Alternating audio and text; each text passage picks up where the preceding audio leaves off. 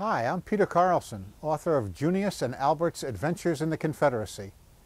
It's the true story of two reporters who covered the Civil War for the New York Tribune until they were captured by Confederates outside Vicksburg, and then their strange odyssey began.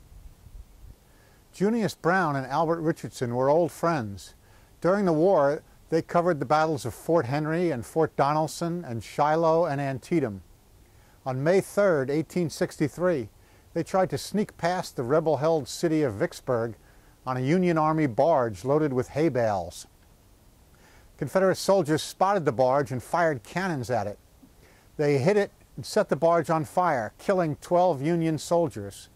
Albert and Junius jumped into the river, but the Confederates sent out a boat and scooped them out of the water. A lot of newspaper reporters were captured during the Civil War by both sides, and they were usually released pretty quickly. But the Confederates hated the New York Tribune because it was Horace Greeley's famous abolitionist newspaper, so they refused to release Junius and Albert. Instead, they sent them to various prisons across the South, in Atlanta, in Richmond, and finally in Salisbury, North Carolina.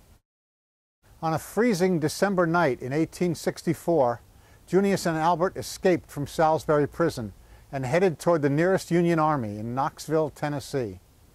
Knoxville was 200 miles away, across two snow-covered mountain ranges. Junius and Albert had no coat and no food. The only way they could make it to Knoxville alive was to get help from two groups of Southerners who hated the Confederacy. The first group was slaves. The second was pro-Union bushwhackers who were fighting a guerrilla war in the mountains.